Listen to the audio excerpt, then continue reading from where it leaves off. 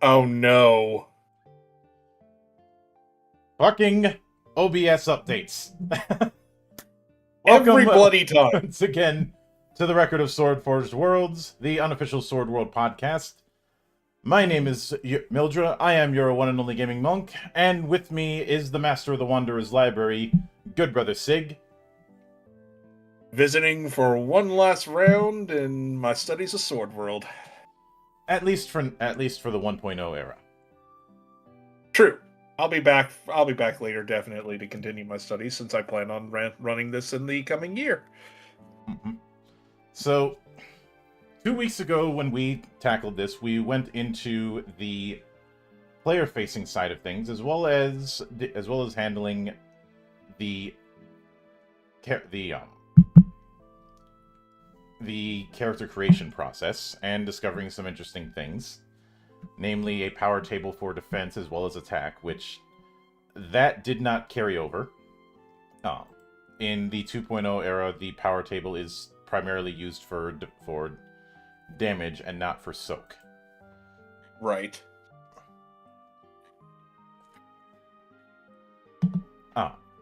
But this time around, we're going to be looking a little bit into the GM facing side of things, as well I've as actually some rolled through the book. side material that isn't something that I can dedicate a whole session to.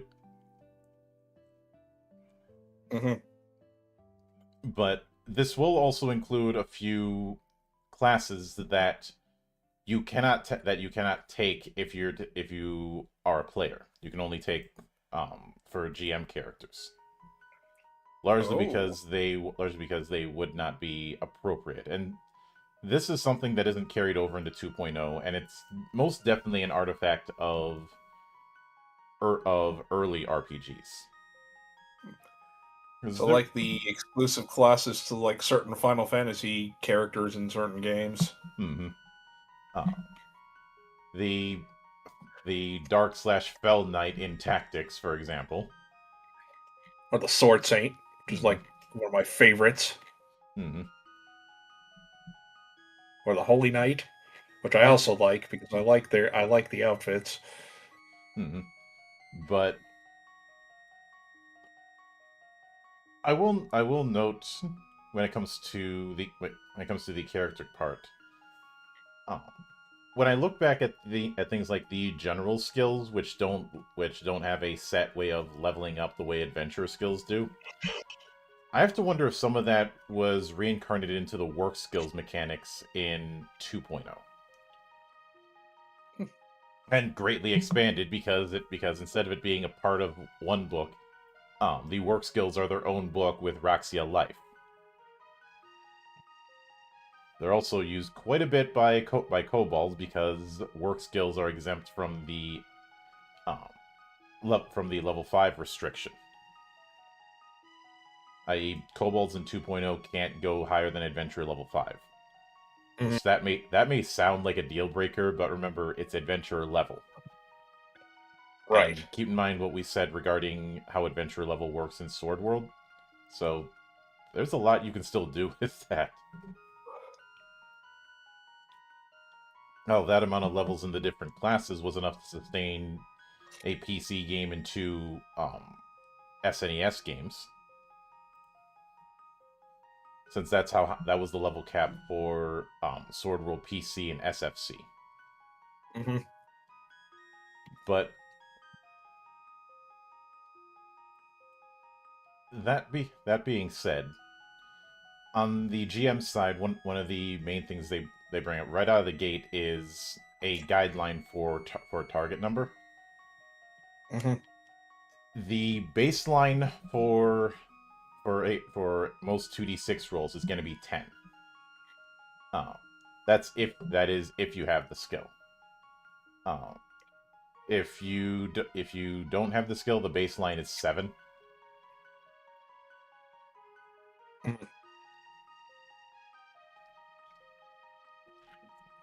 And a similar thing can happen when it comes to the difficulty rating.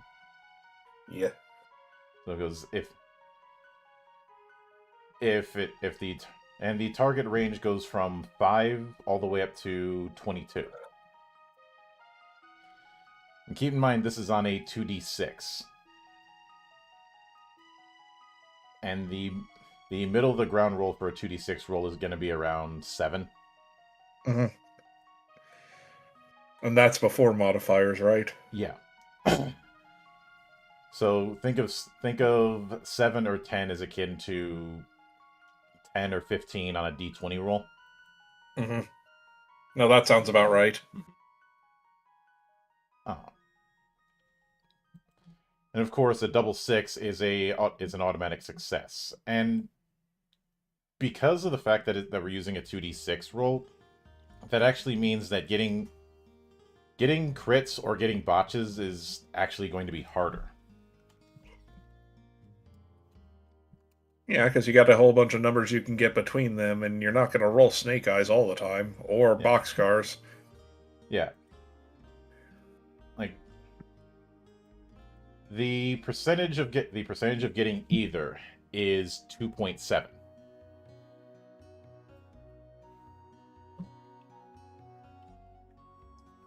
Which, for a bit of context, remember that getting a natural 1 or a natural 20, respectively, on a d20 is 5%. Mm-hmm. The most common result on a 2d6, as mentioned before, with a percentage of 16.6 repeating, is 7.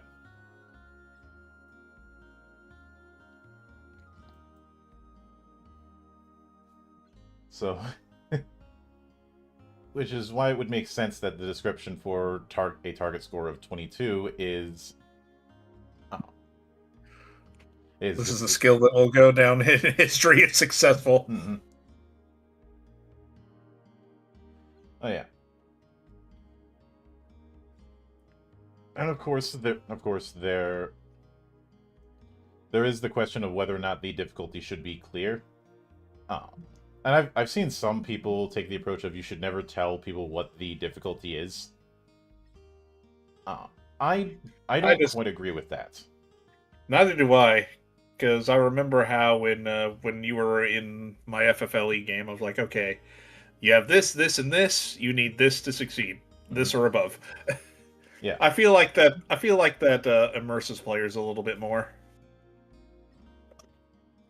There's also the fact that when you don't make it clear, you can open yourself up to the players wondering if you're just BSing them or fudging it. Yeah, I even started announcing levels of success in my normal castles game, Mm-hmm. and it's been really helpful. Especially since even IRL, when somebody is assessing a situation, they are looking at what the odds are that they'd be able to pull something off if they do a certain action. That it's just funnier is if you announce that you only need this or above to succeed, and they still manage to get like 1 under. Yeah, which has happened. I've sometimes wondered which is worse: completely botching it, or getting close but not enough. Yes, would be my answer. Yeah, it's kind of like the question of is it worse to get blown out in a sports game, or is it worse to choke at the 11th hour? Yes. Though I'm glad that in the case of even Sword World and a few other games I've covered, you can't do that whole, well, I have a 5% chance, even if something would be normally impossible for you to do. Ah, so the Call of Cthulhu problem. Mm-mm. But it is interesting regarding combat that NPC actions have to be announced at the beginning of the round. Mm-hmm. Though they don't have to make a specific announcement. That strikes me as the monster is preparing to strike kind of thing you'd see in Dragon Quest and Wizardry. Mm-hmm.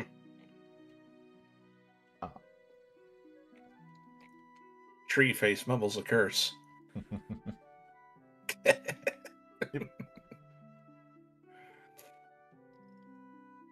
But in addition to that, we do have the usual surprise attacks as well as combat in water, fighting against something that's asleep, um, fighting how to handle combat between monsters, which is an important thing because monsters operate under a different stat setup than PCs. Mm-hmm.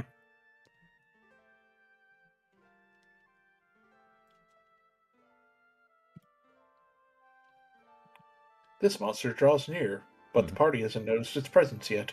Mm-hmm.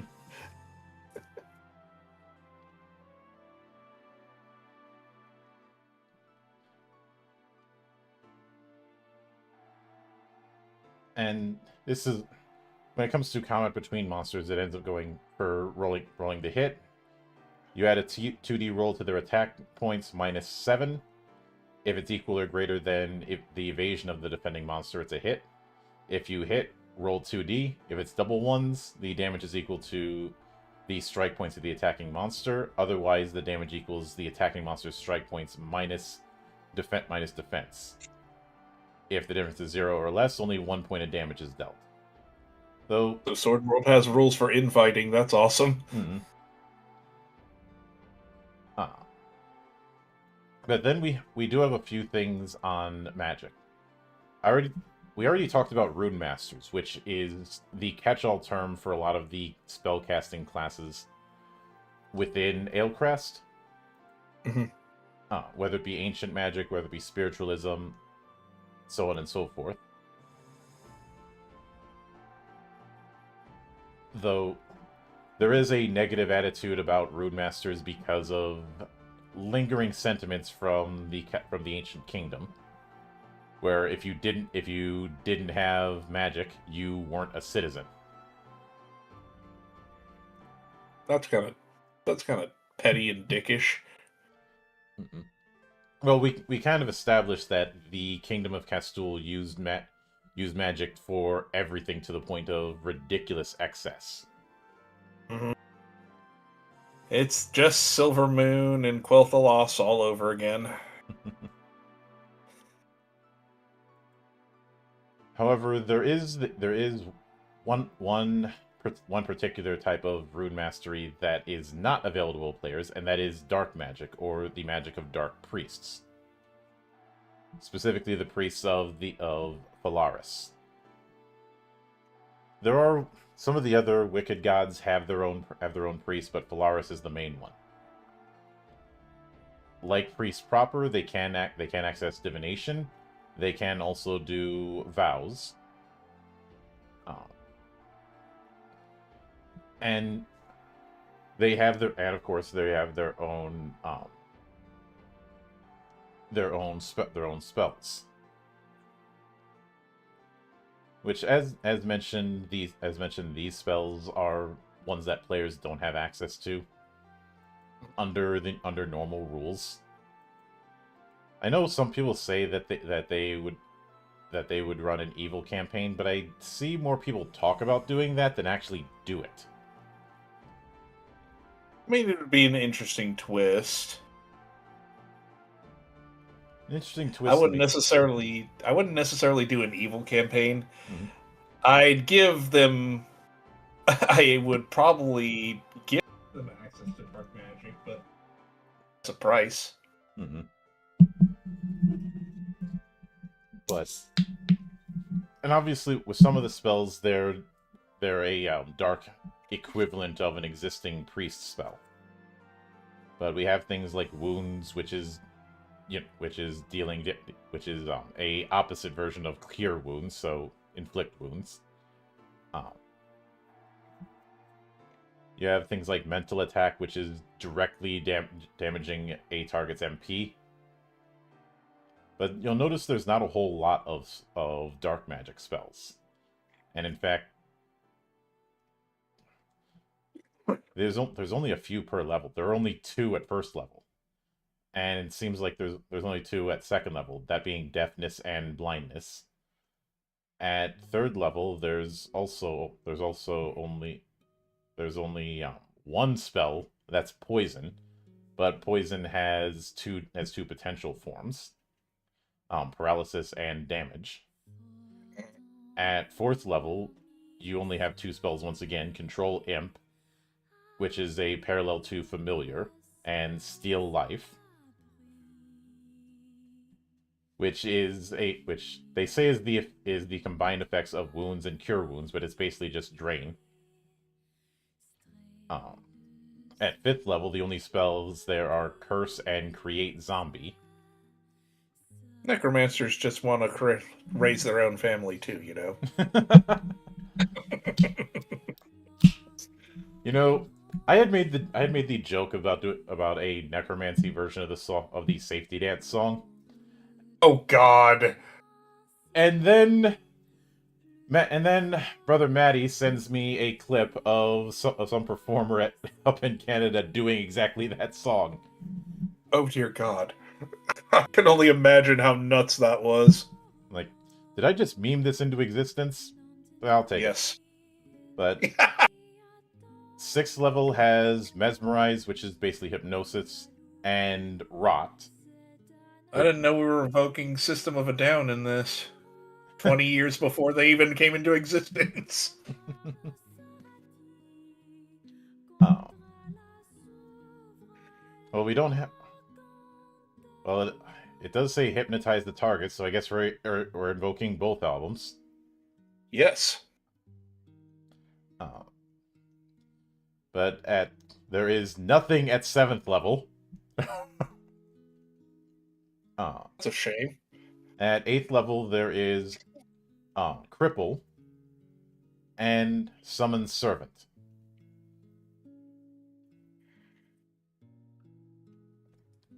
Let's see, Cripple Jeez, just imagine means running like a Doom style campaign with this type of magic. See, Summon Servant, you summon the animals that represent a god. With Phalaris, it's either a crow, a rat, a wolf, or a bat. With Cardis, it's either a crow or a vulture. It is a lemming with the nameless god of madness. And with Merleaf, it's an octopus or a squid. Obviously, you're only summoning those in the sea. Mm-hmm. At ninth level, they have Plague and Recall Spirit.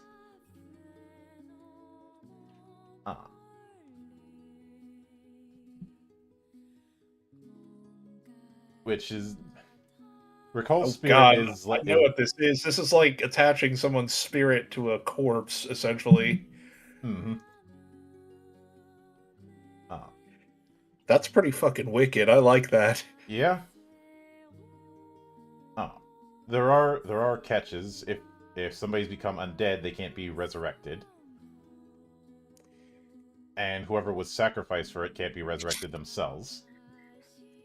Nah, because their soul's gone. But at 10th level, you get Call God, much like you would for Priest at 10th level. Just reading the Recall Spirit spell, it's like, oh my god, this is a Create Lich spell, essentially. Pretty much. And that's awesome. Much like with Priest, each of the wicked gods have their own unique spells, though they don't have that many of them. And much like we said a couple weeks ago, it's not exactly consistent where the specialized spells show up. So with Phalaris, it only gets Evil Impulse at level 4. Okay. With the Nameless, it gets Insanity, Berserk, Lunatic Speed, and Lunatic Dance. Insanity at level 1, Berserk at level 3, Lunatic Speed at level 4, and Lunatic Dance at level 5.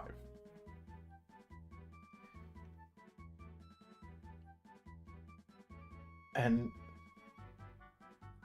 I see with Cardis, you basically have Power Word Kill. Yep. Power Word Kill at level 9.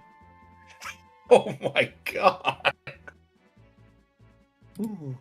And I'm suddenly reminded of Pancreas No Work's abuse of that Power World kill gag uh when he was talking about Teclis.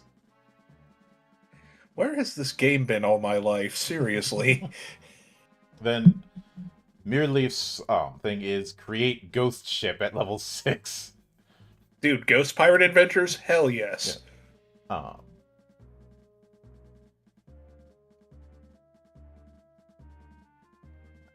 and when the spell is cast on a ship, it will never sink no matter how much it rots, as long as it only carries as much weight as the original could support. This does not stop the ship itself from decaying, so over many years it will rot to pieces. It is even effective on ships that have already sunk or were shipwrecked and partially destroyed. So this is how you can get Davy Jones, which Davy Jones is a lich, and I will not have anyone convince me otherwise. No, I concur. Just because he's more tentacles than bone doesn't mean he's not a lich. Of course not. But the other type of rune magic that's inaccessible to players normally is Dragon Roar magic. Dragon Roar. Gotta make that Dragon Roar. Damn it. This is tied to the Dragon Priest, so it is falling on some of the rules for priests, but this isn't a parallel like Dark Priest was. Uh-huh. But the main reason that you aren't able to use Dragon Priest as a skill is the nature of the faith. Because for one, their ultimate goal is to be reborn as a dragon. A fine goal, to be sure. And two, some aspects of their lifestyle are not compatible with civilized humans, such as eating only raw food, worshipping fire, regarding poison as sacred.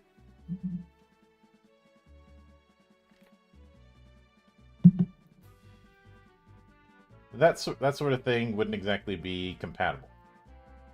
I wouldn't fly with most places, anyway. Yep. On the other hand, they have certain advantages, and here's one I like. There are no restrictions when using Dragon Roar magic spells. If your consciousness is clear, you can receive the effects of a spell just by remembering it in your mind. Even if silence or mute spirit magic is cast on you, you can still use Dragon Roar magic. No action is required.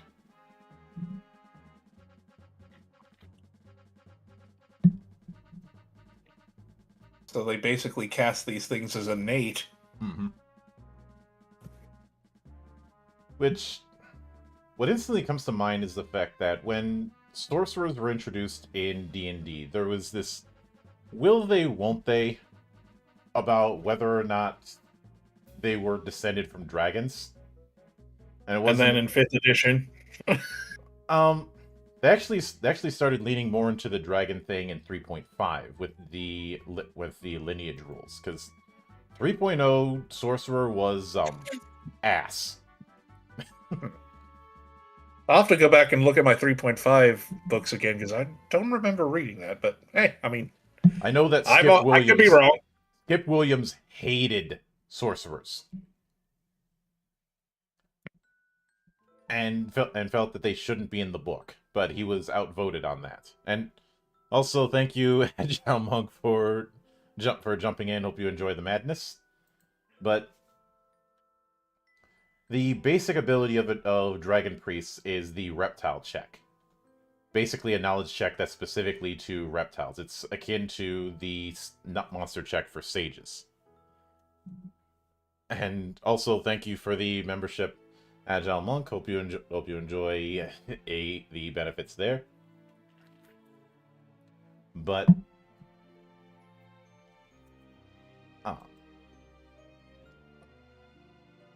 now of course they do have their own spell list, and one of those spell lists is summoning, which is its own subtype that requires its own rules. You have to determine when you're using summoning, you have to determine the final score of the spell. then compare it with the mental resistance of what you're trying to summon. The result will determine when it will be summoned. Depending on how you roll, you could instantly summon it, or it might take some time. However, the closer the target is, the easier it will be to summon it. Appears immediately. However, the summoned creature becomes enraged and attacks the caster. Hmm. It's Shadowgate all over again. Yep. Now, if you rolled, that's if you roll double ones. Summons are non-removable magic, so therefore you can't get rid of it just by using Dispel. However, if you use Banish, you can get rid of summoned creatures. Of course, the only priests that have access to Banish are priests of Faris. I would think trying to banish a dragon would be a bit difficult. Mm-hmm. Considering dragons are basically next to gods. Well, in some mythos. And they're not far removed from it with the way they're viewed in both Sword World and Lodos, where a particular dragon was responsible for butt fucking an entire nation. Didn't we go over that early on in this? Yes. That both Alecrest and Lodos have had a entire nation get wiped off the map by a dragon. Longest win streak in the history of ever. And then they end up getting killed by humans. So there's that.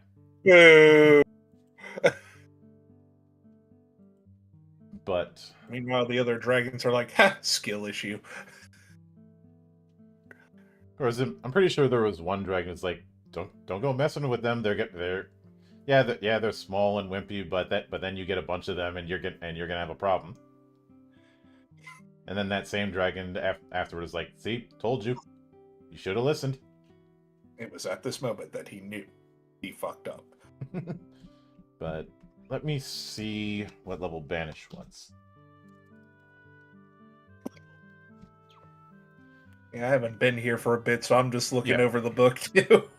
Banish is an 8th level spell. Woo! Well, yeah, it's gotta be pretty powerful, especially with some of the stuff you can call forth. Mm-hmm. But at first level, Dragon Priests have Iron Stomach, Communicate Reptile, and Heavy Stride. But before I get to that, let me look at the summon table.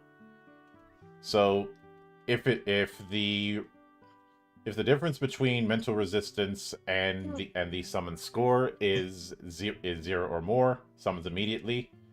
For every point that the mental resistance is higher, it's 1 round.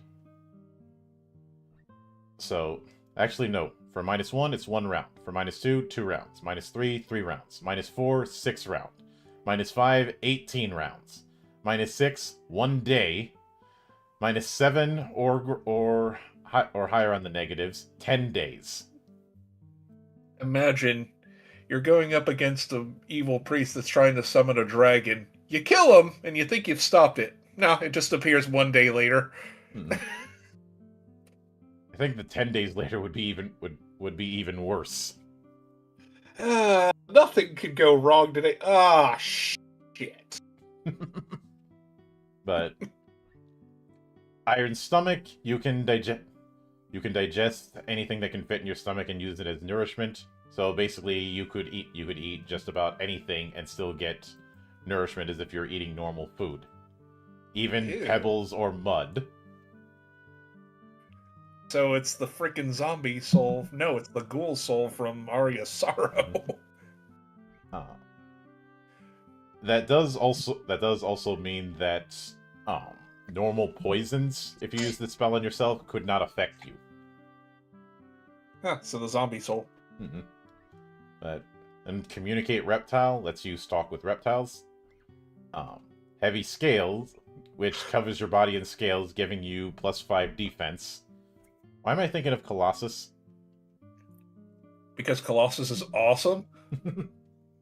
Imagine Colossus is a dragon priest. Seriously. Mm-hmm.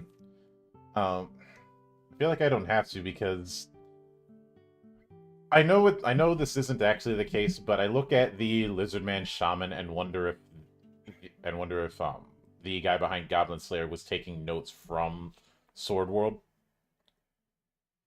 Uh, because his ultimate goal is to become a dragon, and with some of these spells that he uses, it would certainly fit, mhm. but heavy scale, you get +5 defense, which remember that defense is effectively soak power. If a lizard man already has their body covered in scales, they can't use this effect. But then you have summon reptile, which as mentioned, you have to specify the type of reptile you're summoning. And regardless, the summon only lasts 18 rounds. So imagine a long, protracted fight with a summoned dragon, and then, oh, time's up. Spell's gone. Yeah. But then you have Sword Claw, so you get claws. The claws have That spell sounds cool. have strike power 15 and critical target 10. The attack uses your Dragon Priest skill level instead of a fighter skill level, plus a dexterity bonus. And if it hits, it also deals bonus damage equal to Dragon Priest and your strength bonus. On the other hand, you can't grab anything while the spell's active. It's the Edward Scissorhands dilemma. Mm-hmm. But there's also poison proof, which is exactly what it sounds like. Oh, you got a poison dagger? Ha! Pussy shit. Yep. Although, if the poison isn't completely out of you and lasts longer than the duration of the spell, it will just reactivate. So Good it Lord. just neutralizes the poison. It doesn't completely remove it. Well, still gotta purge it, regardless. Yep. Let's see. At third level, Dragon Priests get Communicate Dragon Race, so they can talk to dragons. Fireproof, so while that's active, you don't take damage from fire and heat effects. Dragon's Wings, which you grow wings. We would love that. Mm-hmm. Your movement speed during flight is 30, and during full movement, 30 kilometers per hour. Which, 30 kph is pretty fast. Oh yeah.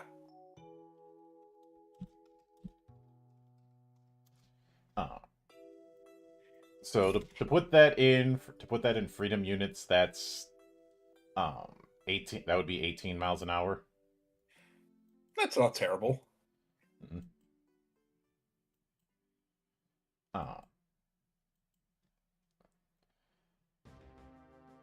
And at 4th level, you can get Counter Spirit, so you can protect against one type of spirit that controls nature, which is basically an anti-spiritualism kind of effect. You just can't stack it. Ugh, this seems like there'd be something like in a lair. Mm-hmm.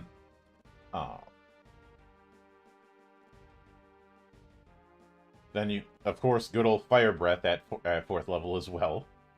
Tabby would also love that. Mm-hmm. At 5th level, Dragon's Roar, which is basically a fear effect.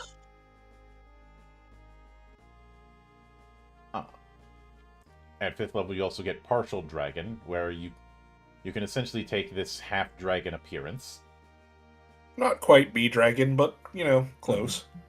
Uh,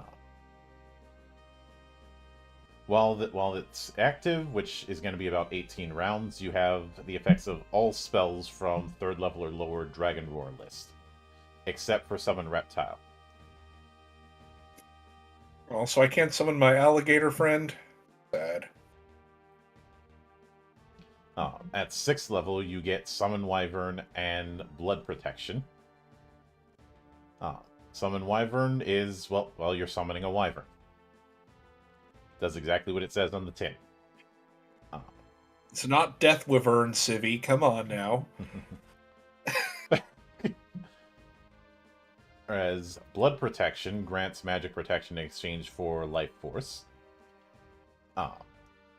You have to pour your own blood on another person. That blood allows you to protect others from all attacks. So you lose 1 point of life force, you give an ally 1 point of defense. On the other hand, you can't. While the spell is active, the blood cannot be removed. Also, while it's in effect, you can't regain that life force back. So a risk-reward situation. Mm-hmm. Yep. Though you can add this as one of the other reasons why Dragon Priests are not going to be working with adventurers, because imagine using that spell in the middle of a city. Yeah, that's a little taboo. Mm-hmm. At 7th level, you get Summon Worm and Shape Change.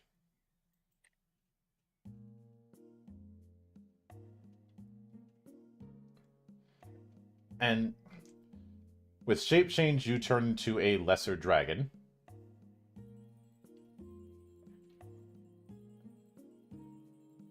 And while that happens, you have damage reduction of 10.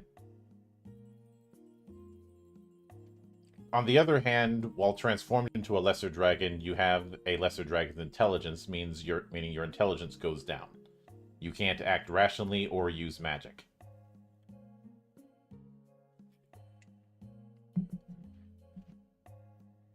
So it is a trade-off.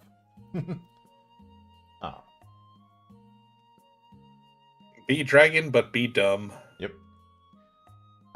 At 8th level, you get Egg Shelter as your only spell at that level. You wrap yourself in a dragon egg and sleep inside of it to recover. While you're in the egg, all conditions like wounds, exhaustion, poison, illness, curses, and the like vanish, and you are fully recovered. The time you're in the egg is at least 10 days. The more severe the condition, the longer it takes. If it's a poison or an illness, 1 month. If it's a curse, 1 year. When you wake up, the shell disappears. The shell cannot be broken by any means. But it can be removed by Dispel Magic. And if it is forcibly removed through a spell like that, you don't get the recovery effect at all.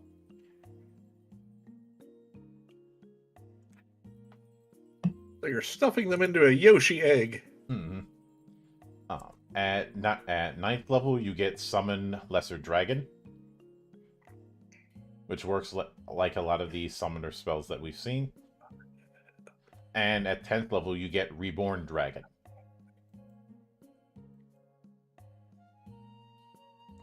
which refers to itself as the ultimate Dragon Roar magic spell. It is no exaggeration to say that Dragon Priests undergo rigorous training for this spell. Upon using this spell, you die. At this time, you have to make a success roll to determine a final score. If this score does not reach 20, you will die as you are, and you cannot be revived by any means. If the final score is 20 or greater, then after your death, the corpse will be wrapped in a dragon egg, and a few years later will be reborn as a lesser dragon. The egg cannot be destroyed by any means, even perfect cancellation is ineffective. When you're reborn, your memories of your previous life will be lost, but your potential as a dragon is high. And after several decades, you will shed your skin and transform into an elder dragon. At that time, along with the memories from when you became a dragon, the memories and skills you had during your lifetime will be resurrected.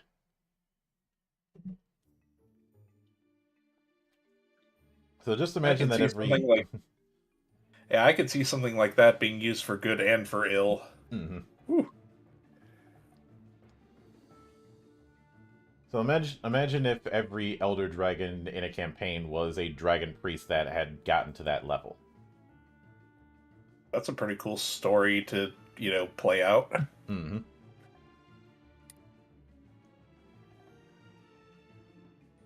But obviously when it comes to Dark Priests and when it comes to Dragon Priests, they are doing their own particular thing. And I do think some of that got carried over indirectly. Since, after all, in 2.0, shamans get access to golems and undead. Mm-hmm. Although the shaman in 1.0 and the shaman in 2.0 aren't exactly the same.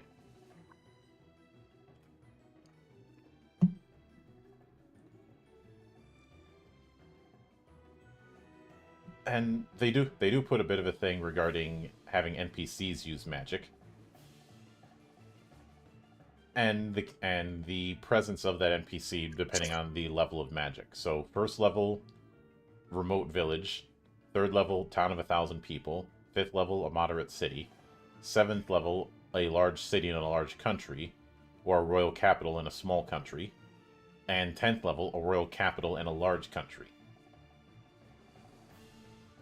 Because obviously, a rune master who's at 10th level, they're not going to be hanging around in some random village. Nope. At least if they're going to be performing a service.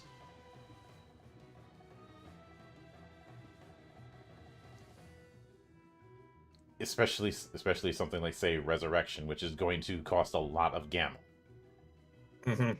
But we do have a bit of a thing on the different languages, which we kind of covered the different languages, and there are plenty of monster languages as well.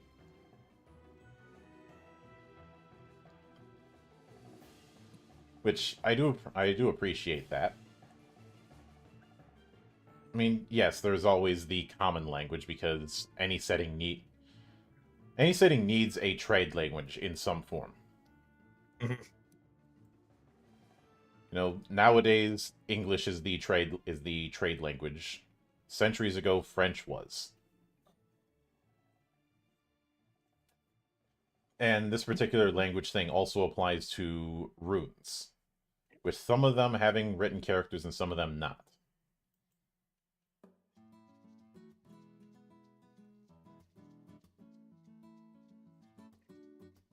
And I do also like that we have some different rules on poison, which we kind of covered before, but there's quite a few different types of poisons. Each of them have a toxicity score, which is essentially the DC you have to beat in order to remove a poison magically, unless you're using specific antidotes. Rarity, i.e. how rare the thing is.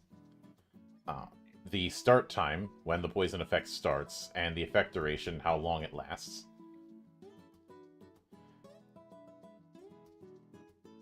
There, as well as the usage, i.e. how you administer the poison. And the toxicity score is used for both removal as well as resisting it. This is where the life force resistance roll on the character sheet would be used, for example. Essentially, think of it like a fort save.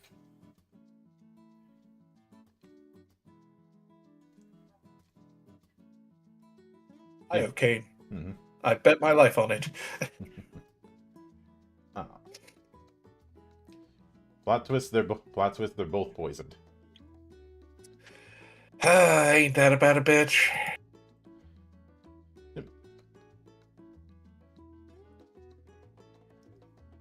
But the rarity factor also determines how difficult it might be to get an antidote, or even to figure out the kind of poison that it is, which is what you could do a little bit easier with Sage. But then we have a list of different poisons. Iocane, which is transparent, tasteless, and odorless.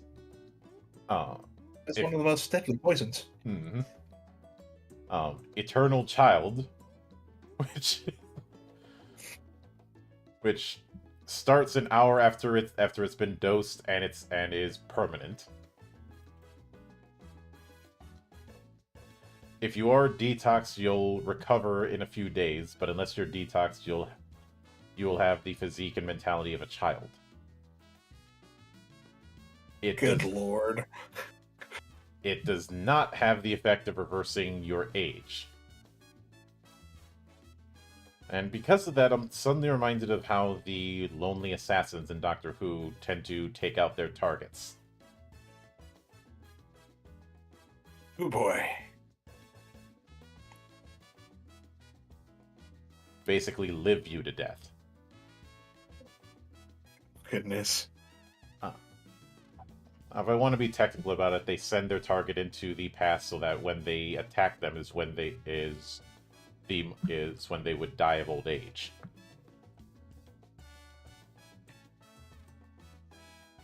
Just remember, around certain statues, don't blink. Oh god, no! Now you've brought back my memories of the Weeping Angels. That's what I was going for. They're also called the Lonely Assassins. You guys don't have any idea how much I've tried to freaking kill those. But, you have the Kaleidoscope Poison, which causes illusions. The Gremlin's Grin, which causes memory loss. It's similar to the Forget spell and is well used by gremlins. Centauri Blood can be made into a poison. Though it's actually not the blood of centaurs, it's the fruit of certain plants. It's just used often by centaurs, so that's how it got the name.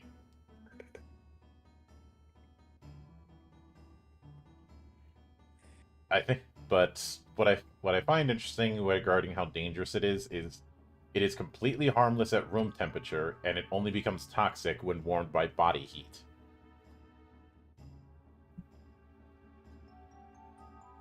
Those wearing cloth soaked with Centauri blood will experience intense pain and heat after 1 hour. Once that happens, you can no longer strip it from your body or wash it off, and it'll continue to deal damage every hour from then on. The damage is strike power 30 plus 12 bonus damage.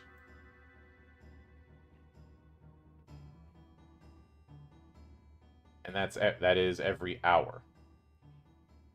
Ugh. And then you have Sandman Sand, which is a poison similar to sleep. Stone Tongue, which makes you unable to speak for 24 hours. Zombie Maker, which paralyzes the mind. So you can really serpent in the rainbow somebody. Mm-hmm. Dark Blade, which is either injected or used or applied to knives. After they've been hit with it, which it starts 1 round after administering, they suffer damage every 10 minutes. The damage is strike power 20 plus 6 bonus damage. You can pull a resistance roll to negate it, though, but yeah, that's going to be a popular one among assassins. Mm-hmm. Then Death Like Sleep, which puts you into a suspended animation for 12 hours. Deadly Dust, which is another type of poison. This one can be inhaled. Dream Runner, which is used to give good dreams when someone falls asleep. They have one called Bad Joke, which just makes you laugh. Laughing gas. Mm-hmm. A Beastmaker poison, which turns you into an animal. There are several types of Beastmaker, including ones that turn you into a pig, turn you into a dog, and turn you into a horse. Particularly powerful ones can turn you into a mythical beast such as a Scylla.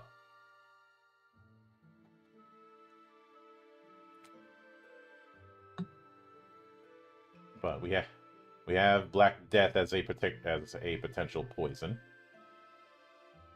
as well as things like Blue Nail, White Marble, Midnight Scream, which causes fear. Apparently, it's used by smearing it onto doorknobs. Those who touch it and fail to resist it are struck with intense fears.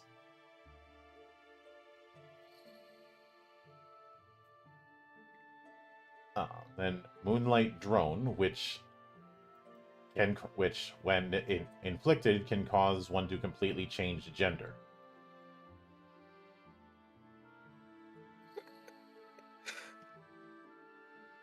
If you drink it again, you can return to normal.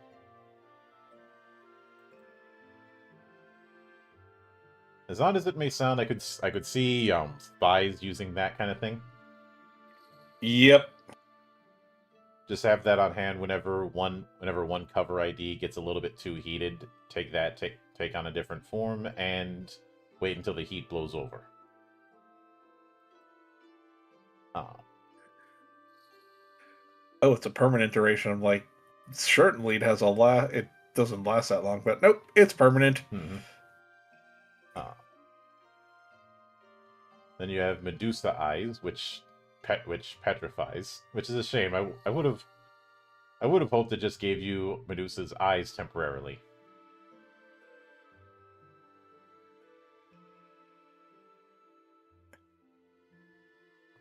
But then there's Love Passion, which is, yes, a love potion.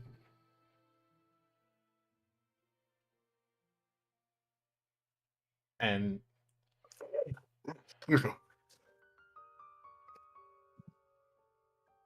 Living doll. Mm-hmm. Good lord. Yep.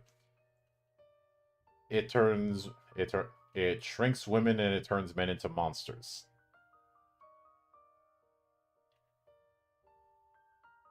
So yeah, there's no shortage of ways to mess around when it comes to poisons. And yeah, I'll say. Of course, there's also the matter of illnesses, which have their own rules in and of itself. You still have the rarity of them, but instead of toxicity, you have progression speed, progression intensity, and healing score.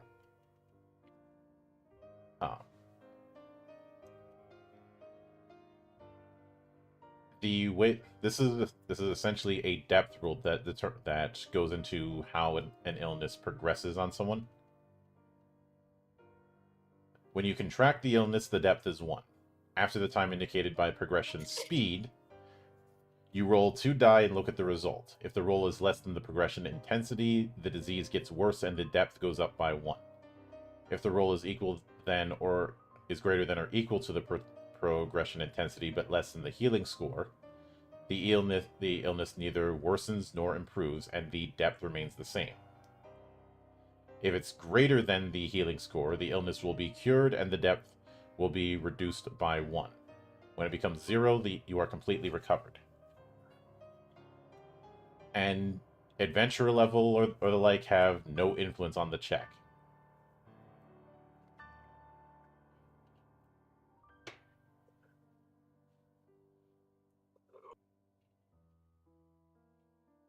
Now, if the depth of it reaches the fatal depth, well, you die.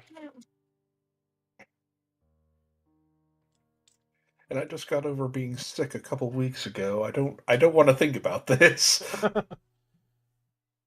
And there's some. They do have the common cold is one spell that is one illness that they have in the list, but they also have worse things, including good old Stone Skin. Can't forget about that. Or Vampire Skin.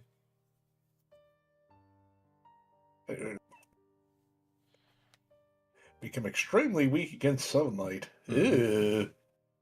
Yep. Or Lycanthropy.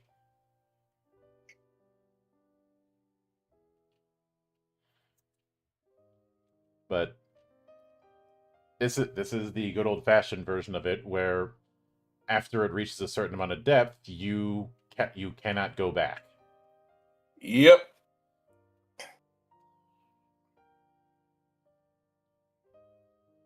On one hand, it doesn't have a fatal depth and it has very weak infection power, but on the other hand, it's still dangerous once you get it. When you've been wounded by a lichen, you have to roll 2 dice. If 6 or less, you'll be infected.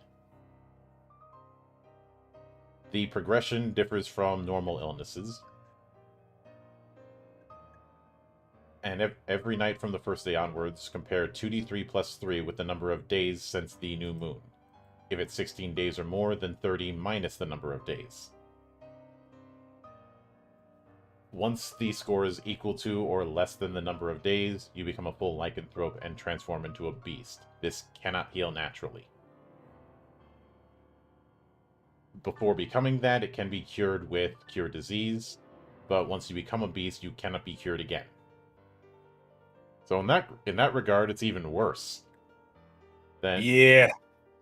Like with the traditional lycanthropy, you've got a few transformations before you completely lose it. With this one, you go once, you're not coming back.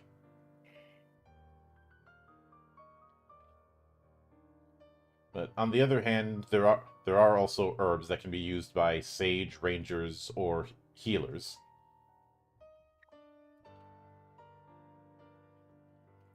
And it ranges from arnicas to mandrakes to even lignia stones. Although in order to get one, you have to get it from the body of a lynx.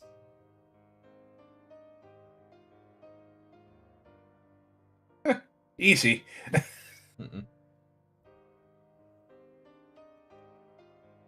But when it comes to monsters themselves, there are of course different types that are present. Each of them have a monster level, a rarity of monster, their agility. So basically, how they're going to be rolling on the initiative, although they won't be.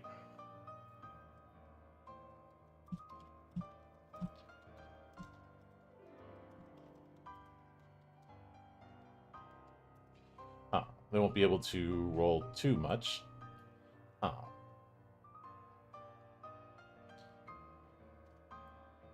Actually, I have to correct myself. With agility, they don't roll for initiative at all.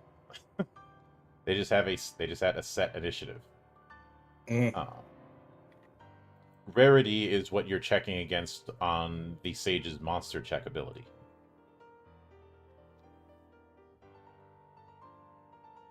And of course, things like movement speed is how often they can move per round. The number is how many of them are going to show up usually.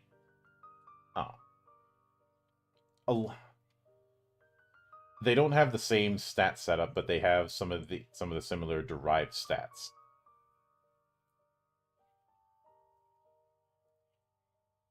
And I will admit I do like that each monster has a particular habitat listed as well as how they can see.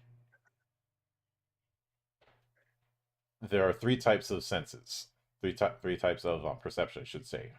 5 senses, the same senses that humans use. Pseudo is essentially pseudo senses. These would be things like the ability for skeletons to see. Don't tell that to Percy.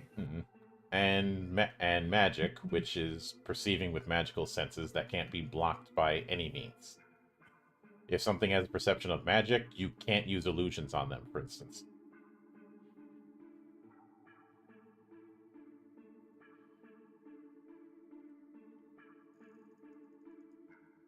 But it is interesting that elves and dark elves are treated as a well, dark elf is treated as a Yoma type monster. Mhm. Uh, which would certainly make sense. And we even have things like Titans, which includes Spriggan as a type of Titan. That's interesting. Or things like Hecton Keers, who don't give them a hand. They've got that covered.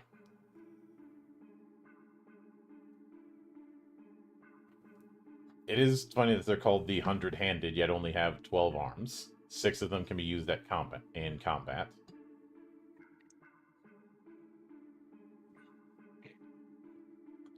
And of course, Cyclops also counts as a type of Titan, which remember that if you want to really trigger a Cyclops, say that your name is Nobody. Oh God. Really phoning it in there with the Odyssey for you. I'm only pulling it in as bad as whoever the costume designer for that Odyssey movie in the works. Good Lord. Like, why are they wearing pants?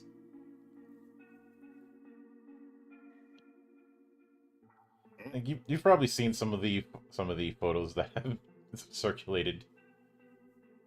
The fact that they're wearing pants, or we're dealing with the same kind of helmet that costume designers only seem to know. Yeah, it's been a while since I've seen that one though. So my memory of it's a little rusty. Mm-hmm. I think it's speaking volumes when one of the better takes on the Odyssey lately was the concept album that Symphony X did years ago. Huh. But when it comes to mythical beasts and magical beasts, a lot of them are what you'd expect. Some of these would be transferred over into being barbarous in 2.0, but we have things like ceiling hangers, which is exactly what it sounds like. Different types of harpies.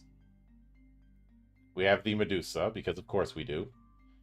The Andro Scorpio. You're headed into a fight to the death with the man scorpion. Mm-hmm. The Cockatrice, the Scylla, the Chimera,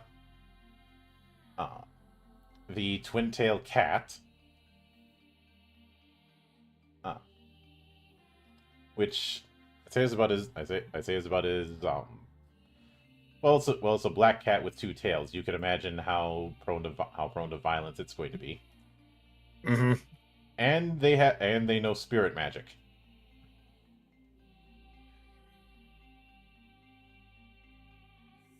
So, best of luck there. Of course, there is also Pegasus, Lamia, Lizardmen, Manticores, unicorns. Lynx is a 6th level mythical beast, which has clairvoyance within 100 meters. So no matter what, it's going to see you coming. I can just imagine. Sorry, you can't sneak up on me. Mm-hmm. Though usually they don't attack humans unless they're really, really hungry.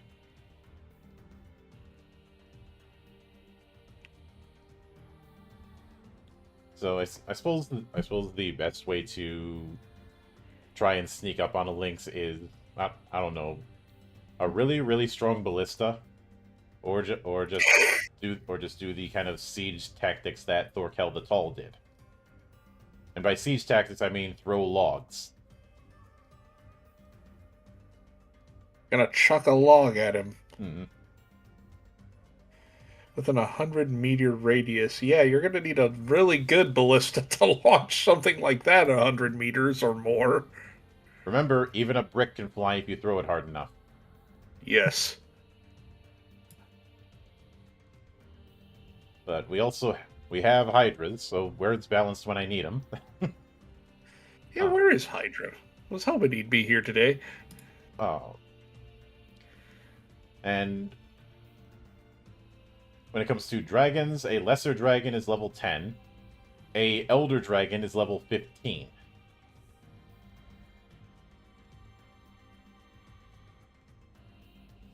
And a elder dragon whose fangs have an attack power of 22, or rather strike points of 28. Can use 10th level ancient magic, 10th level dragon form magic. Their fire breath is a 30-meter forward radius. Let's see but I'm looking for their HP. Oh, their HP is 70.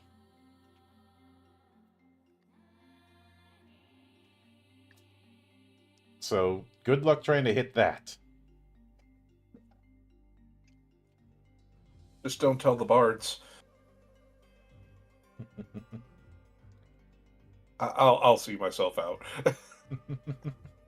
But then of course, we have different types of animals, some of them being giant versions. That includes the giant enemy crab, so I had to get that out of there. As well as giant seals.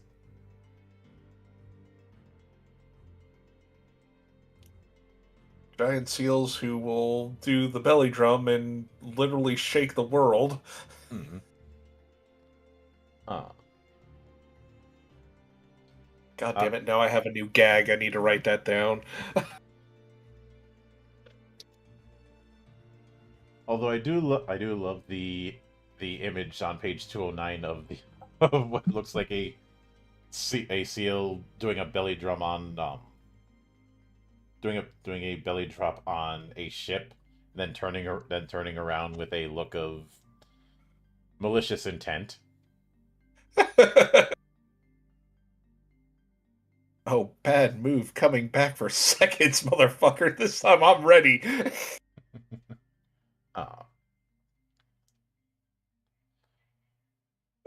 Obviously, different types of giant spiders, including a tarantula. Tarantula, not the metal band, I hope. Of course, we do have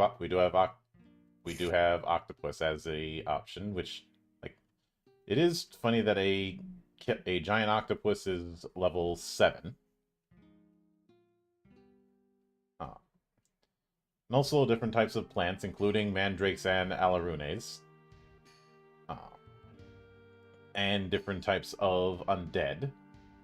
So it's not all zombies and skeletons, though we do have those. But we also have ghouls, we have wights, we have haunts, we have ashes, which is an undead made from a burned corpse. Now that's something I never would have thought of, but that sounds awesome. It says, an ash is an undead created from the ashes of a burned corpse using ancient magic and dark magic.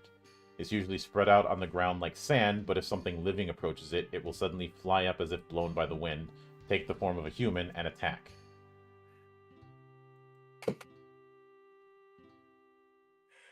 And they can't be hit with physical weapons, so magic is going to be your go-to for fighting these things. Mm-hmm. They don't deal direct damage, they wrap themselves around the target and attack it.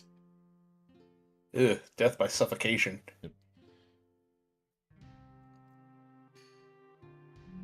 Pretty much.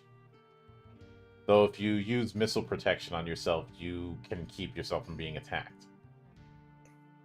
They have a pyro jack. Yep. Okay, that's awesome.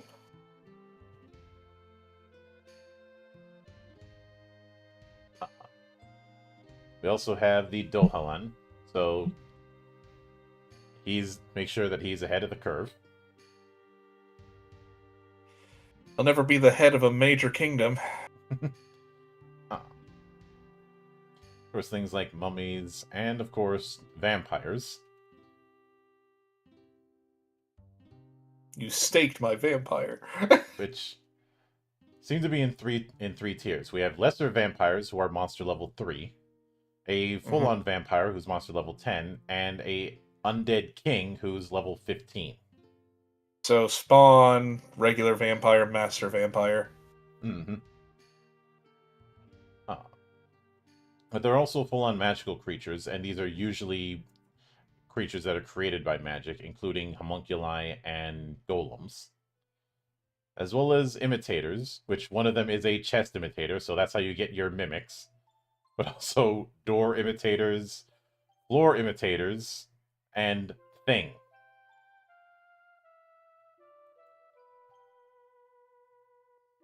A thing.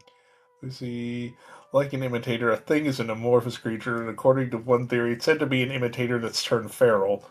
The difference is they have the intellect and can transform into any creature so long as it's close to human size. Although it's nearly impossible to see the clever transformation, in contrast to an imitator, it's not very good at transforming into inanimate objects. So, one disadvantage. So it's a doppelganger. That, or maybe somebody was taking notes from the thing from another world. Oh no. Especially since it can attack up to 6 times by transforming its body as to produce numerous arms and tentacles. Don't tell Riona. See. And things like obsidian dogs, gargoyles, a sea.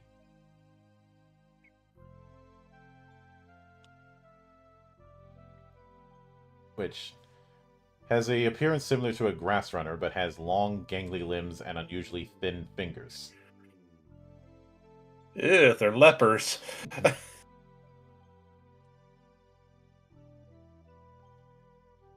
But then we have different types of demons, including Cerberus, as well my as wheelhouse. Yep, as well as lesser demons, aether beasts, which tend to be used as servants. It is described as a combination of several animals from the material world.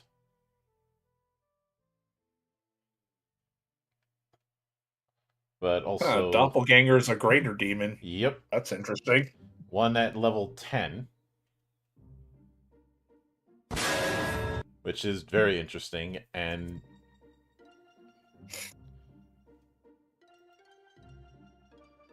Thank you for the follow.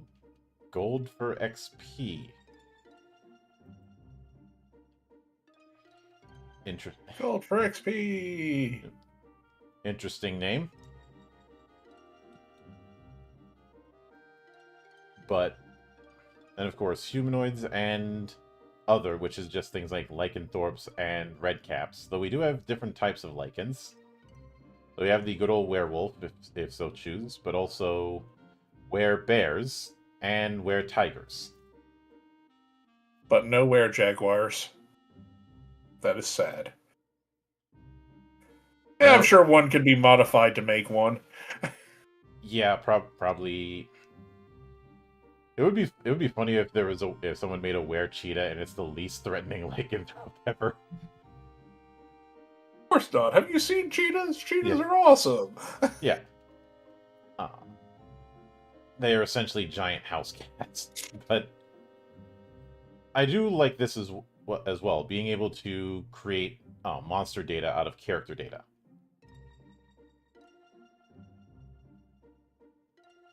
Because you may have that situation where a PC retires to become an NPC.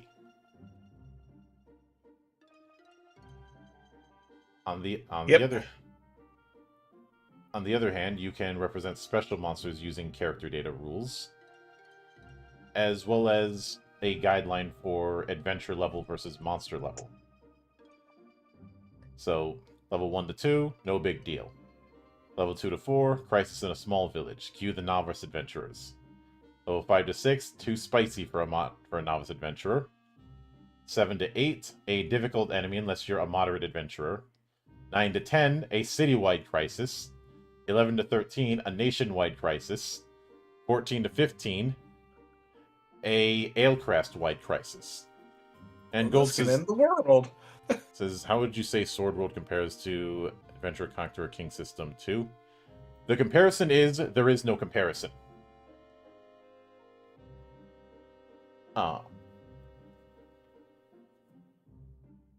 Both of them are, the only thing they have in common is they're fantasy games where you roll dice. Everything else is its own beast. It's a pretty nifty system too. Yeah, it is. I've only really studied 1.0. Mm-hmm. It is a nifty system, but it is a system that you have to take on its terms. You can't come into it with the thought process of other systems, even other fantasy systems. Mm-hmm. This is why I get on people when they've referred to Sword World as Japanese D&D. It's not. Not only is it not, but it's also somewhat disingenuous to say that because it puts the wrong expectations. Sword World is Sword World. Trying to compare it with any other system is going to fall flat. And like I said, where was this game all my life? There was a reason why Sword World was a white whale for me personally for years. I guess I knew how big of an impact it would have even before I knew what it was. Oh god, I missed this from Dragon. Where dragons are the best. Oh god, no. Do not bring Heretic into this. God damn it, now I gotta write that down. Yep. But of course, there's also the matter of treasure, and there is a magic item list. And because of the way required strength works on items, it means that the higher required strength, the more expensive it's going to be. For both a +1 magic sword, +2, or +3. But +1 magic swords are certainly going to be useful, but as far as I'm concerned, they're the least interesting kinds of weapons. And they're just a step above your starting equipment, in my opinion. That's why the term +1 longsword I use is kind of a running joke. Because I feel that a magic item should be a lot more than just a souped-up version of an existing weapon. It's sharper, though.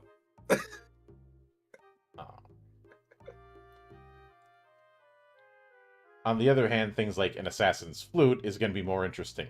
It looks like a normal flute, but has a hidden blade in it. Oh, so it doesn't do the brown note. No. There's things like... there's also things like Undead Ruler, which is a staff that makes undead monsters obey you.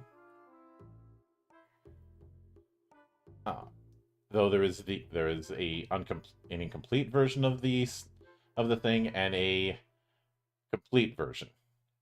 The incomplete version is less expensive at only 27,000 gamels. A complete Undead Ruler staff is 400,000 gamels. But given what it can do, it makes sense that it's that expensive. I like the Flame Smasher. I'll get to that in a minute. There's the Van Blade, which reminds me a lot of Sting. Not the singer or the wrestler, but the sword. The great sword with a shining white blade. Mm-hmm. Glows blue when orcs are close. The sword is a symbol of the Ramlier royal family, and its owner is said to be one who qualifies as a king. Mm-hmm. There's whole stories you can make out of that. Yes, indeed. You have things like the Crusher, which is a mace.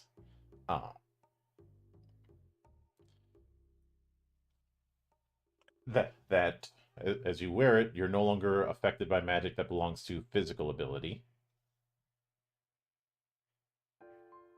Or things like the Sea Slayer, which lets you breathe underwater and move freely like a fish.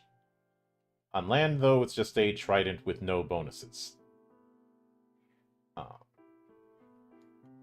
let me see the Flame Smasher. No, the enchanter is Shiva, the friend of Salamander.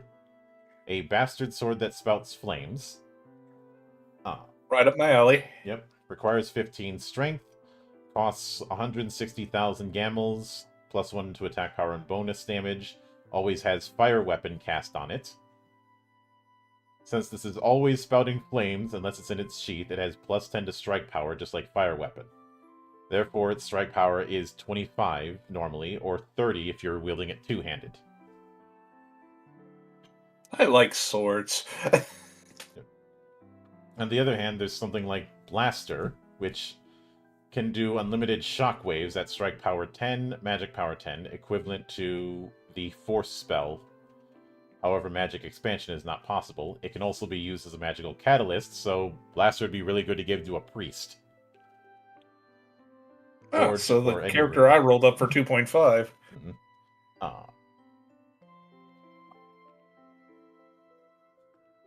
On the other hand, you have things like the Brain Blade, which it is a +1 to attack, -1 to critical, i.e. you crit on a 9 instead of a 10. The sword has knowledge about enemies and speaks to the user's mind, telling him or her the enemy's name and strength in concrete scores. The contents of this knowledge are limited to only what concerns the enemy. Also, the sword's language is Low Ancient, so a character who can't speak Low Ancient cannot obtain this knowledge.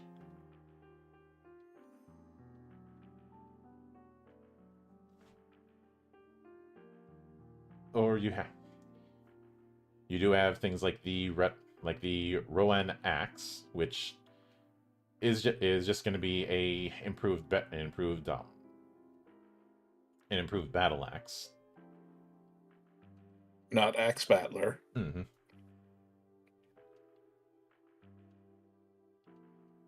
Or things like the Mind Eater, which deals MP damage in addition to its normal damage.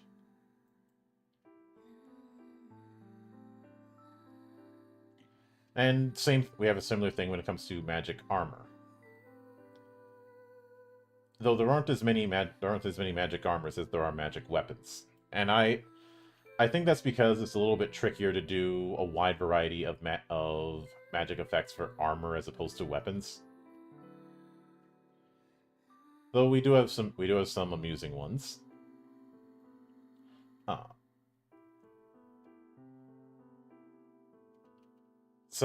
The Air Cloak is one, though I'd probably end up making a variant of Air Cloak personally that lets you fall with style. You're not flying, you're falling with style. Mm-hmm. Make that into a code and I'm all set. Yep. Or the Magic Acceptor. When performing a treasure appraisal with the Sage skill, if the final score of the success roll is between 12 and 17, it will only be identified as a +1 soft leather. If at 17, you notice that the armor has a hidden drawback. This armor completely neutralizes the wearer's resistance to magic. As a result, while wearing this armor, any attempts to resist any magic automatically fail.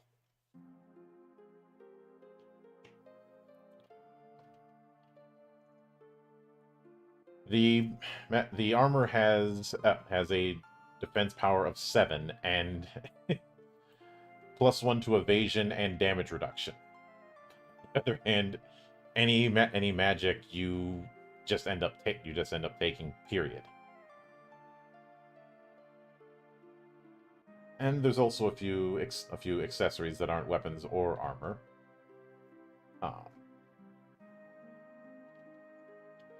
Including elemental crystals, which I look at this as a precursor to the storage crystals that fairy tamers use. Just Although, magic Pokeballs. although in this case, they have one-off magic effects. Uh, these may have been used as currency during the ancient kingdom. But for example, an earth crystal makes 10 square meters of ground underfoot more stable. So you could turn sand or mud into something a little more walkable. Whereas an ice crystal has the effects of casting Blizzard. A water crystal absorbs 10 points of fire damage. For attacks like Fireball, it absorbs all damage, except what exceeds 10 points. When hit by a weapon enchanted with Fire Weapon, it only absorbs 2 points of damage. After absorbing a total of 10 points, the crystal breaks. A air crystal can blow wind up to a speed of 10 meters in any direction within a 100-meter radius. After 10 uses, it breaks. A dark crystal casts darkness in an area. It can do that 10 times before it breaks. A fire crystal casts Fireball. A light crystal casts Light, and a lightning crystal casts Lightning.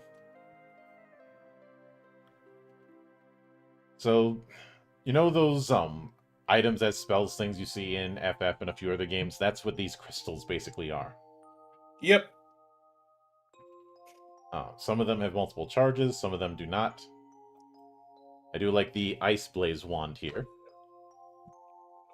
When you wave this wand while chanting a password, countless small blades of ice will fly in a straight line. Those blades of ice deal damage to all targets in their path. Area effect is 20 meters, strike power is 20, magic power is 6. Can only be used 1d plus 1 times.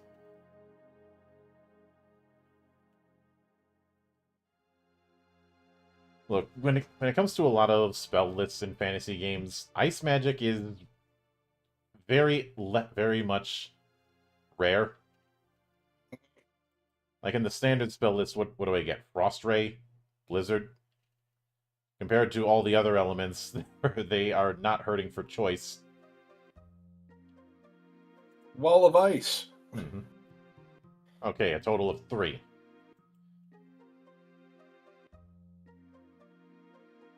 Whereas fire gets fucking everything. Mm-hmm. I don't know. Some of the I feel like Slayers had a lot more ice spells than usual.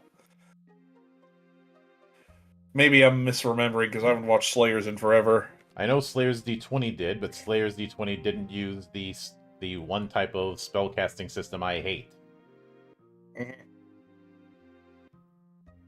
Instead, it had the approach of you're taking fatigue damage every time you cast. Non-lethal fatigue damage, but you can still pass out if you overdo it.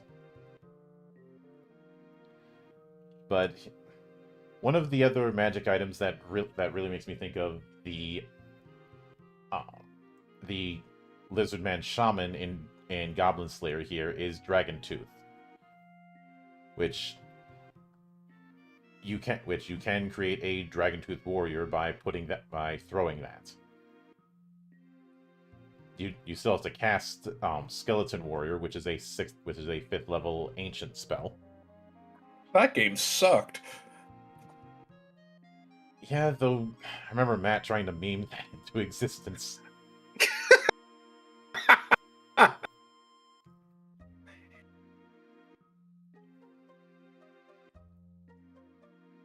But I will admit that when in the optional rules for combat, I much prefer the way weapons work in that versus base, and I feel like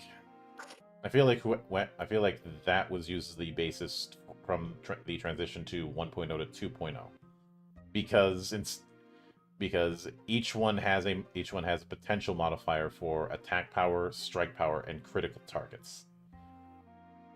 The weapon setup in the basic combat rules for 1.0 were a little bit less varied.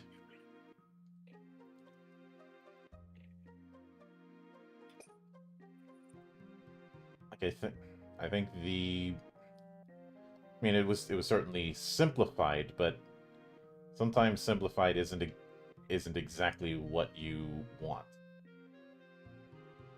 Let me see if I can. Okay, so it wasn't in.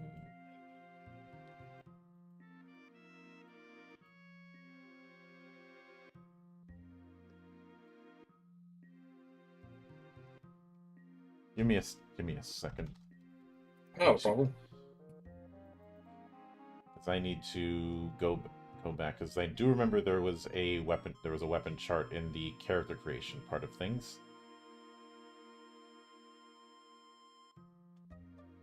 Well, not weapon creation. This isn't something like my setup, but a list of basic weapons. And yeah.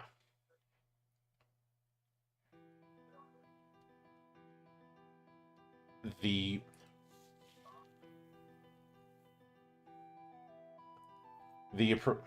approach was based on basically the power of the weapon was based on the strength requirement. But it is a very one-size-fits-all approach, and you had that weird thing of some weapons having a strength cap.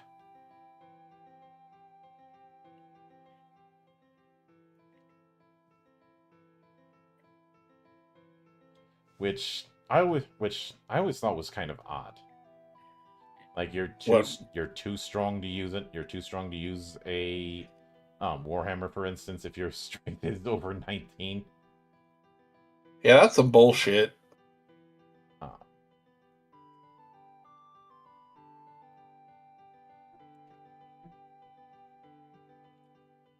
Not to.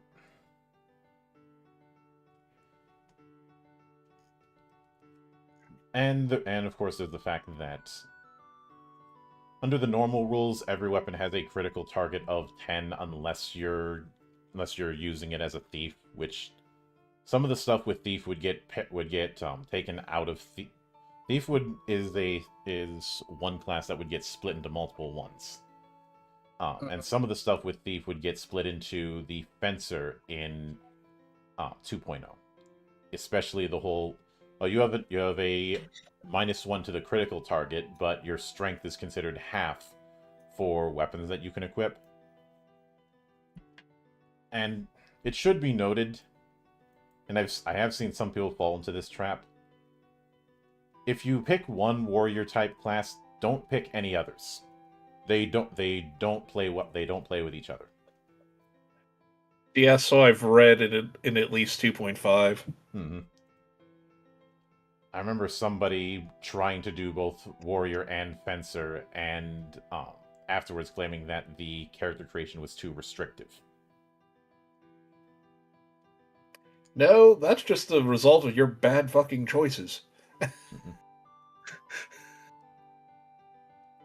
But that same sort of varying modifiers is also applied to armor optionally, and bonus damage for projectiles. In the basic rules, a weapon's bonus damage is fighter or thief or ranger's skill level plus strength bonus. For projectiles, strength isn't utilized as is. With the optional rule, bonus damage for a bow or crossbow is skill level plus bow's required strength. And they also expanded some of the rules for ranges, as well as some additional combat options. This is where they put in things like full defense, a strong blow option, a charge option, sniping options. A lot of stuff that would be in expanded, what you expected in an expanded combat, including grappling. And as far as why these kind of things would be in the expanded version of combat and not basic, it's important to remember that Complete Edition is a aggregate of a bunch of different materials. It's not just Core Rulebook 1 and 2. Core Rulebook 1 was a much smaller book. I'd say size-wise, it's not far removed from White Box. White Box wasn't that big.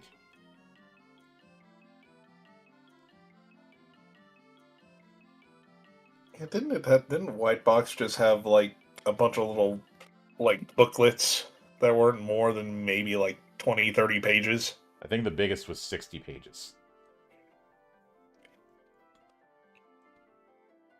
But I do remember Aquid saying that there wasn't a whole lot of art for complete edition, so he had to add some so that there was from other books so that there was some more art involved.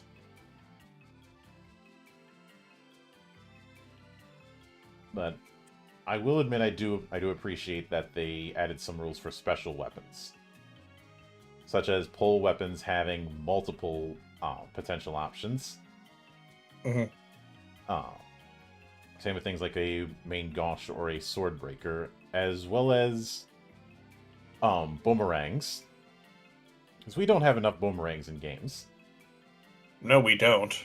And of all things, a shotel.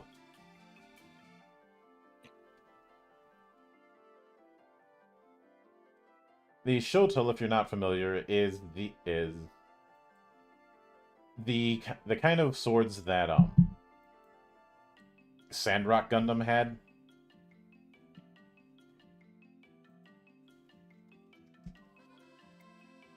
The big reason for having a weapon with that kind of curve is you can go around shields.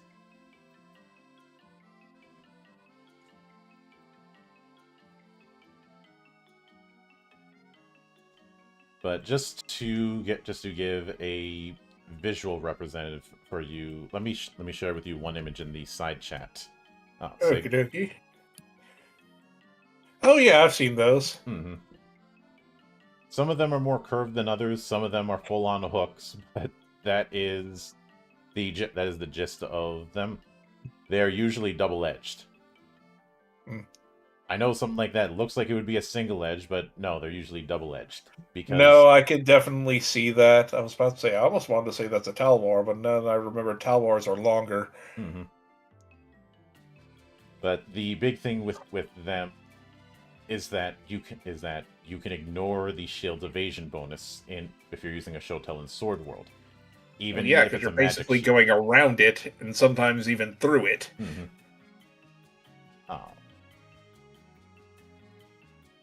I like how they have rules for shield attacks in too, because that's really underutilized. Yeah, a lot of times, especially in fantasy games, when shields get used, they're just a defense bonus. Mm-hmm. Which always bugged the hell out of me because I have done and seen plenty of cases of shield bash. As you should, because that's what they're there for. As well, why do you think these Spartans had those big-ass shields? Because they made awesome formations with them, number one. Number two, they smack the shit out of people. Mm-hmm. And of course, there's also that legendary meme of, "Tell me how the ground tastes, little man."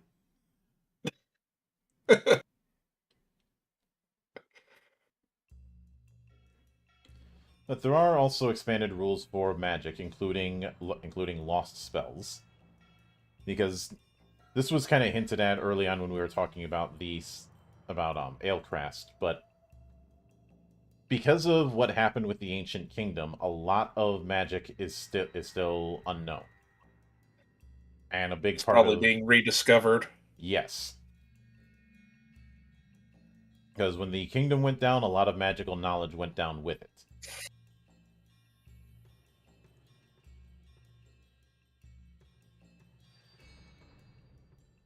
On the other hand, it also includes some rules for using catalysts other than staves, mm-hmm. which can include weapons. Yeah, because I saw in some of the earlier section that some swords could be used as a catalyst. Mm-hmm. the approach is that you technically can use sorcery without a catalyst, but it's not going to be as effective. Yeah, I was about to say, I think you're going to lose some of the oomph, or it's going to come at a greater cost What happens is with no additional effects. the magic power for the roll takes a -2 penalty, Ugh. and the botch range goes up by 2. So higher risk without the reward. Mm-hmm.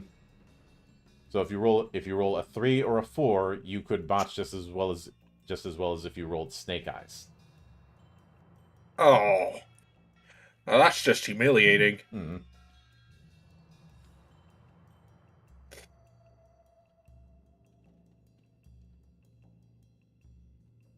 But there was also some additional rules for handling different forms of spirit wall because dealing with with destroying structures is still there. Structures have defense points as well as destruction points, and some things they're completely immune to getting hit with. Some things they don't do criticals. Some get hit with normal damage. Others ignore their defense points. Period. Although it is in that same vein of having object HP, which I've always been kind of iffy on because I've had the door incident. Move out of the way. Can't just go in there and do that. Why? It's a goddamn door.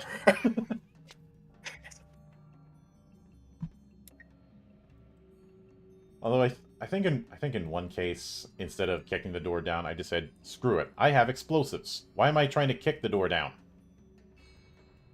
Reminds me of this one Flash animation where Jill Valentine's shooting at a door with a grenade gun, and Barry comes up behind her and says, that doesn't work. It's like, wait, so you telling me that I could blow millions of zombies to pieces with this gun, but I can't blow up a wooden door?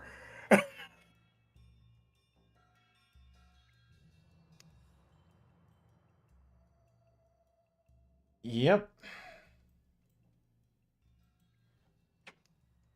But all that said, yep.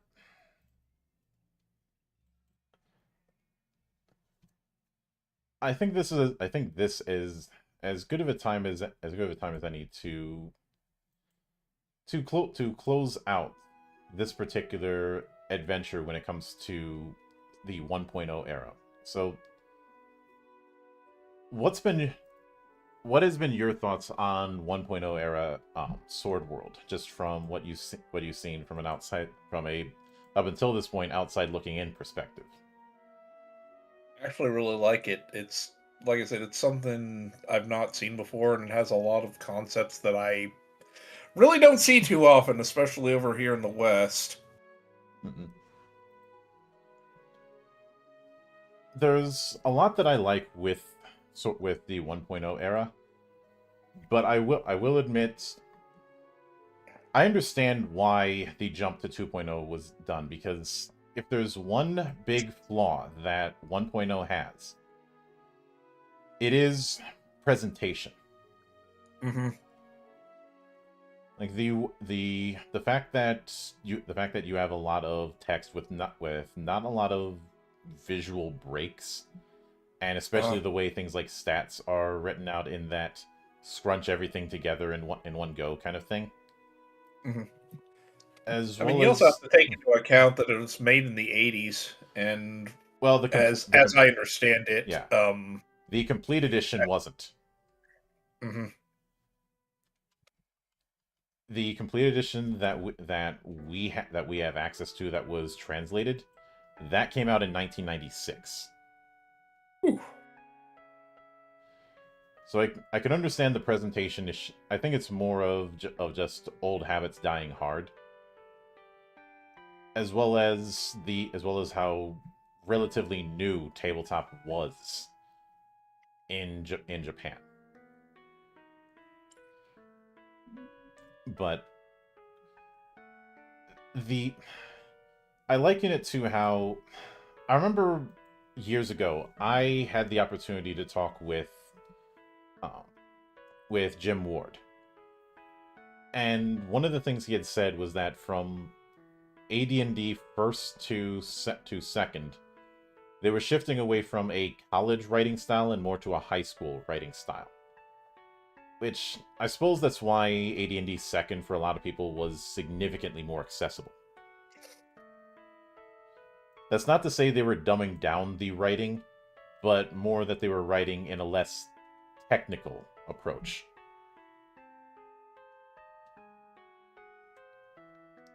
Because when you look at the different pages with the 1.0 era, it is written in that very technical approach with all of it in a way that's, I would say, not far removed from the car manual thing that led me to lose my damn mind with Traveler 5.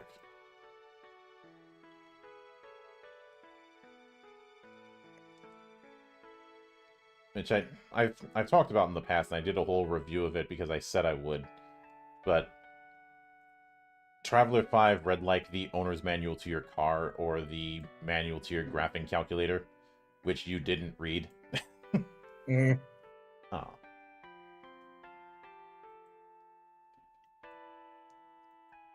There's also the fact that I do not think a 3-column format is a good idea.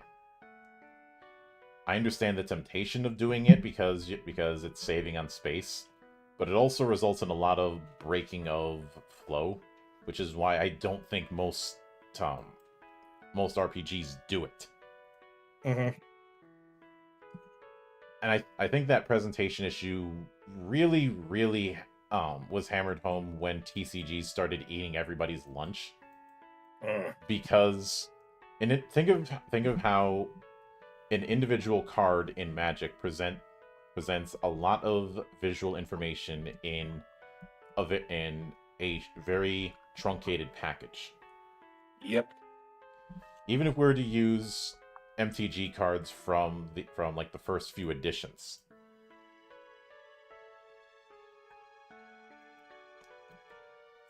there is still a stronger understanding of visual presentation. But 1.0 didn't quite understand that, much in the same way that, say, Trigun early on didn't quite understand visual storytelling, and Yasuhiro Naito has been very upfront about that fact. I mentioned it before, but there was an interview that was trying to gas him up about his dynamic art style, and he had said, "Is that the English word for incomprehensible?" You cut out for a bit. Is that the English word for what? For incomprehensible. He was basically making fun of his early work because before he did manga, Naito was a architect. Oh. Yeah, that explains a lot. Yeah, he has admitted he didn't quite grasp the idea of visual storytelling from a panel-to-panel basis. For his first couple of volumes. And now granted, I'm not saying the presentation of the 2.0 era is perfect. I have some issues there, but there is a better understanding of not only visual presentation, but also, for lack of a better term, flow. Yeah. If I were to use a parallel when it comes to the way 1.0 is presented, I would say those comprehensive rules for TCGs. Mm-hmm. You know, the ones that's just one giant wall of text with a bunch of indents. I don't know enough about Condor DM's book, but I'll have to ask you about that later. I've only heard things. I don't know all the specifics.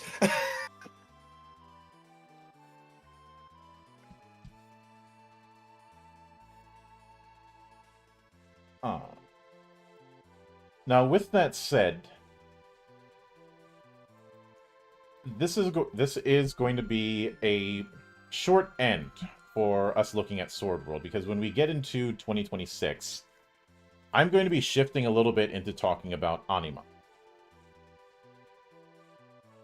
That will be through the Reflections of Gaia series, which is going to be a limited podcast. It's going to go all the way through late May, maybe earlier, depending on situation. Of course. And once we hit May and are a little ways into the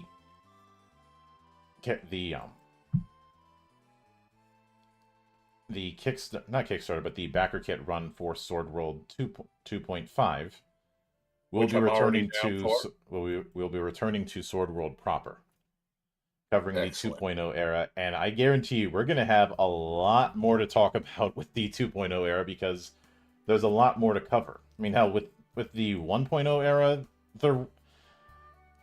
there wasn't a whole lot of player-facing or rule expansions. It was mostly replays and novels. There were, as well as some stuff that was more GM advice, things like Fantasy File Dungeon Cinematography, which was about using movies to learn DMing techniques. Kind of a precursor to Blowing Up the Movies, which is a book I always recommend people read.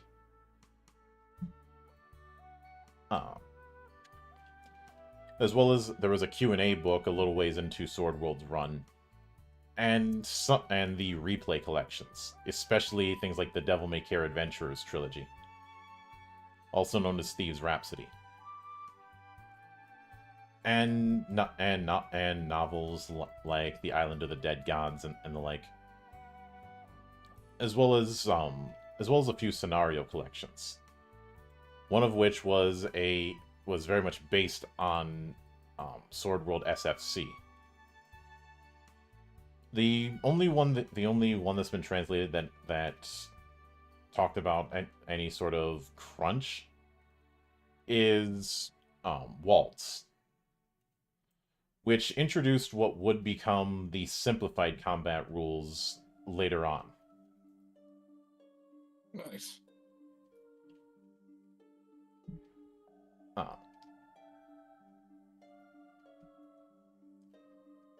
Which at the time it was known as SE Combat. There was also a different one called VE Combat, but I don't have that. And simplified combat is the whole front row back row thing that you've seen in 2.0. It's the one that I used for the Sword World campaigns that I did. Yep, I do remember seeing those, which I still need to finish that, by the way. But in addition to that, there were some attempts to try and do a more card game like approach with Sword World that didn't quite stick, especially when Monster Collection was making gangbusters at the time. Like I said, the mid to late 90s, TCGs were eating everybody's lunch in the tabletop space in Japan.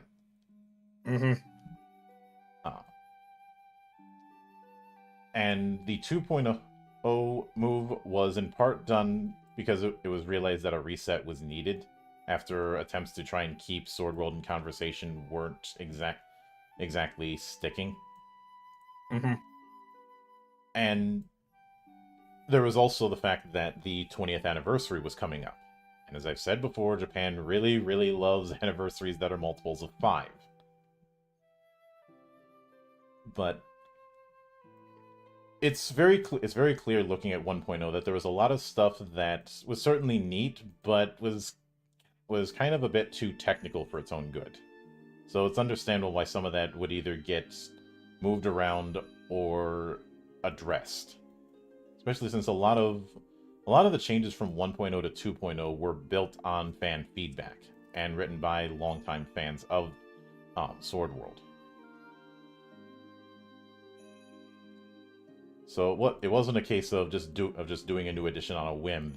There was a lot of thought put into it. And also, instead of just doing the new rules in one go, there was a adventure that kind of acted as a lead-in. That adventure would be Vice City. No, GTA, you sit down. We're not talking about you. Even if Vice City is probably the second best of the PS2 Holy Trinity. But with that said, I do hope to see you all next week when we delve into FF8 for Fated Continuum. Unfortunately, the guest I had planned will not be able to make it. Sad. Due to double booking. And in 2 weeks, so on January 11th, we will be starting the Reflections of Gaia series. Yeah. So keep an eye out for that. Yeah. But until then... I was about to say, I think I could take us out. Yeah. You mind doing the honors since Sans not here? Sure. We hope you have enjoyed this look into the war journal of these Swordforged worlds. May your adventures be grand and your treasures myriad. Stay frosty. See you on the trail.